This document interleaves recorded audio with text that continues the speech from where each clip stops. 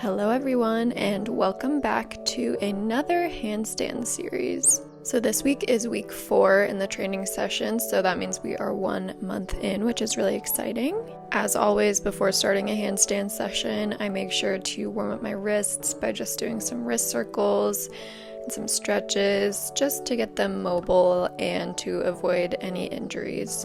I'm really excited with the progress that I've made. If you look back to the first video in this series, which was week 1, which was a month ago, you can see that I've made a lot of progress in my handstand journey. So I'm specifically training for handstand in yoga, so inversion practices. I wanted to level up my yoga game and kind of go from that intermediate level to the more advanced level. Before starting this, I didn't film, but I did just a very simple yoga practice with some downward dogs, some cat-cows, and just stretches to warm up the body. And with that, I'm ready to get into my practice. So since today is 1 month in, I wanted to focus more on the actual upside down aspect of the handstand. So I just did some of the exercises I've been doing throughout the month to warm up the body, like my downward dog push-ups.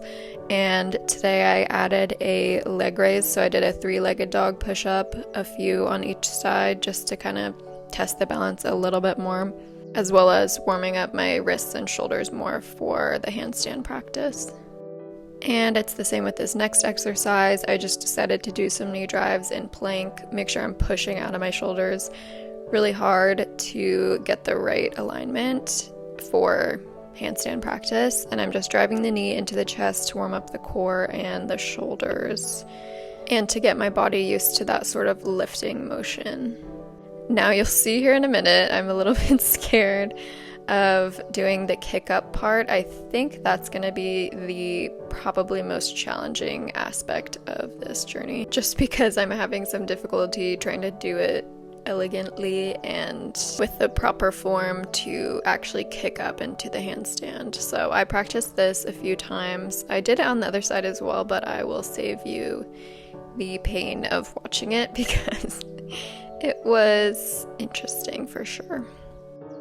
And now we're going to get into some actual handstand balance portions. So I did the legs up the wall and then lifted one leg. And then with my leg that's against the wall, I slowly lifted up my heel to take any sort of weight off of that.